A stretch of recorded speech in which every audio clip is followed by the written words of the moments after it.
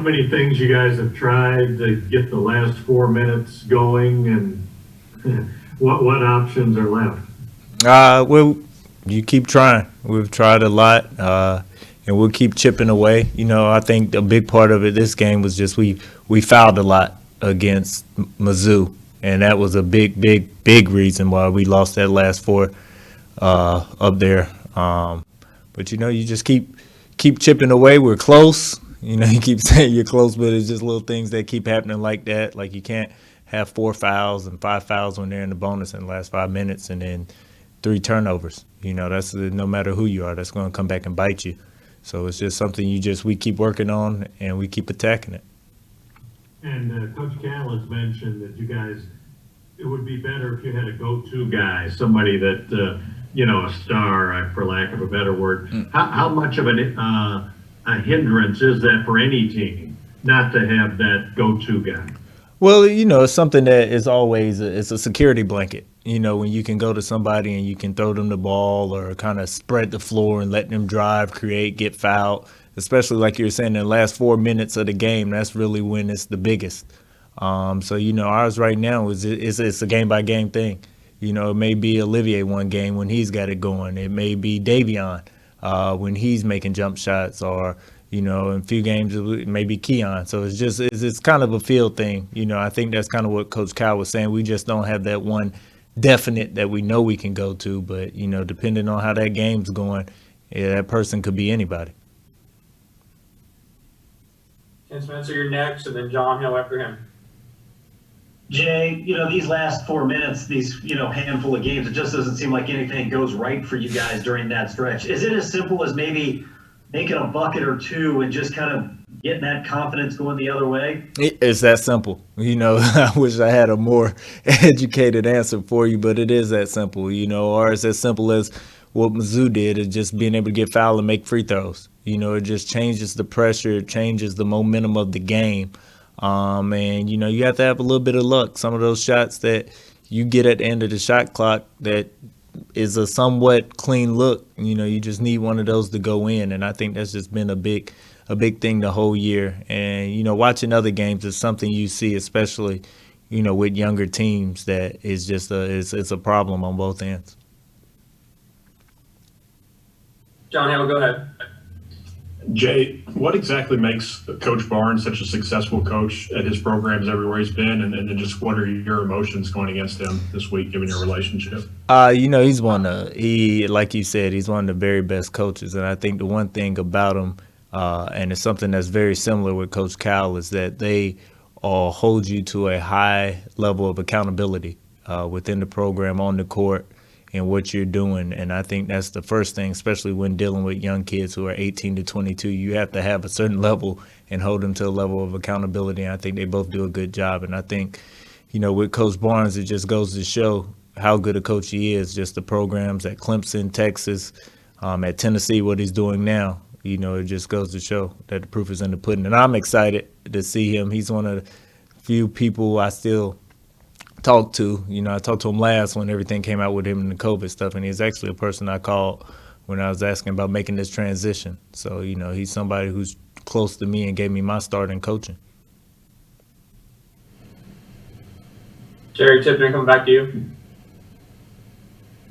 Jay, I was just listening there, and it sounds like you sought out his opinion about moving to Kentucky. Is that correct? And if so, what did he say to you? Yep, I did. And he kind of just told me, it's a once in a life opportunity. And I already knew that. And that was something he expressed to me. And he talked really high of Coach Cal and the city of Lexington, and he's somebody whose opinion I hold very, very close to my heart. So I know he wouldn't lead me in the wrong direction or anything like that. So, he was very, very, spoke very highly of everything. And I also wanted to ask you, Coach Cal on his radio show talked about, maybe you guys could put more shooters in the game to improve the offense, but it might take away from the defense. So there's a balancing thing there. How delicate is that? How does a coach, just generically try to weigh that, something like that? It's very delicate because, you you can have shooting in the game, and if they're not making shots, then they're not helping you on one end and not helping you on the other end as well. So, it's kind of it's a dance you have to kind of balance it out. And like I was saying earlier, especially with us, it's just game by game. Sometimes you have to be able to give a little to get a little. You know what I mean? So if you're exchanging threes for twos, you may be fine for a little moment of the game, and then when the game get tight and get closer and it becomes more of a defensive struggle, it's harder to kind of leave the shooting out there if you can't do substitutions for offense, defense, stuff like that. So it's just kind of a tricky spot it puts you in. John Wall, we're coming to you, and then John Clay. Hey, Jay, as far as the struggles for the last 4 minutes of the game, it seems like that there's never really any consistency in terms of the lineup of the guys who are finishing the games. I know foul trouble enters into that, but is that decision just based on the head coach's gut feeling, or are there some numbers or analytics that determine who's going to be effective during that time of the game? I mean, we are doing everything. It's a coaching staff suggestion. It's analytics. It's everything. It's a feel with how the game's going. It's kind of like we talked about earlier, like all the questions been asked, sometimes not having a per se go-to player that comes into effect, then the shooting comes into effect, and the offense, defense. So, with us, we're just trying anything and trying to find whatever's working. And like I was saying earlier, with it being how our team is structured, how the year is going like that, it's really a game by game, and it's kind of a feel thing because we're just trying to find whatever will work at that time. During the heat of battle, is Coach Cal actually asking for your opinion? Are you guys proactively giving input, or how does that work? It's both.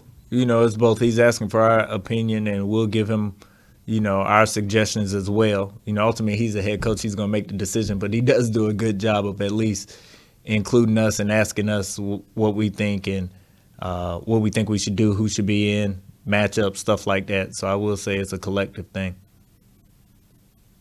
John Clay, go ahead. Jay, as somebody who played the position, what are you seeing from Devin Askew and his development? He's a freshman. I mean, that's the best way to put it, and that's what he looks like. He's got a million things coming at him, and he's just trying to figure it out. And, he's just getting thrown into the fire. There's not really, with Terrence being out, we don't have another per se point guard that you can throw out there and play. We have Davion, who is doing a little bit. Devin got hurt in practice before the Missouri game. We didn't even think he was going to play. So then we had BJ out there trying to play point guard for a little bit. So, he's just getting the short end of the stick of just having to, really just learn through mistakes and everything. And sometimes it doesn't look great, but he's doing a great job of at least keeping his head up, attacking, and trying to do what we're asking him. In a quick follow, to get through this with the struggles, how can that help him in the future? Because it will build, it's just like he has to get battle scars. So, he's not one of those kids. He's very strong-willed, very strong-minded. He's not one of those kids who's going to crumble, under it. At least I don't think, being around him. He's not one of those guys. And, this is just going to build his confidence. You can't really – especially for Devin, especially playing a point guard position, which is, I think, and I might be biased, the hardest position on the court. For him, is just he's going to have to know that he's seen the depths, he's seen the darks, and knowing, like, I can't do this. I learned that this doesn't work. I have to adjust. I have to change my game. And that's where he is right now. He's having to change his game. You're talking about a kid who came to college a year early, too. To throw that on top of it, and then a COVID year where he didn't get a summer, he didn't get a preseason, and the biggest thing for freshmen are those early bye games to build their confidence and stuff. So, he's just getting the short end of the stick all the way around, but I think he will be better by it. Lonnie, we'll go to you, and then Jared, circle back. Jay, through the COVID issues and some early injury situations and what have you, I know that those things kind of maybe have derailed you to some degree. But overall, looking through all of that, reading through all of that, how surprised are you that things haven't gone maybe like you might have thought they were going at the beginning? Well, I'm a little surprised just because I didn't know what to expect. You didn't know what to expect. So, you're thinking that you have this 4 weeks, 6 weeks because it's something that's never been, something I've never experienced or gone through, not having summer and bye games and stuff like that. So you kind of figured, things would kind of work naturally. And then as the games come and as they're played, you understand that, I understand this is some of the stuff you need to have successful teams. And especially when you're young and have 10 new guys, it's certain things that have to happen. If you look at a lot of the rankings and those top 5, top 10 teams like Baylor, Gonzaga, I mean, those are old teams. Even Texas, who I had before, those are old teams. So it benefits them because they've been in the program for 3 and 4 years. This stuff that they understand and been through, they don't have to experience. Now, when you got 10 new guys at a new place with a new coach, they're experiencing things in the season that should have been done in September.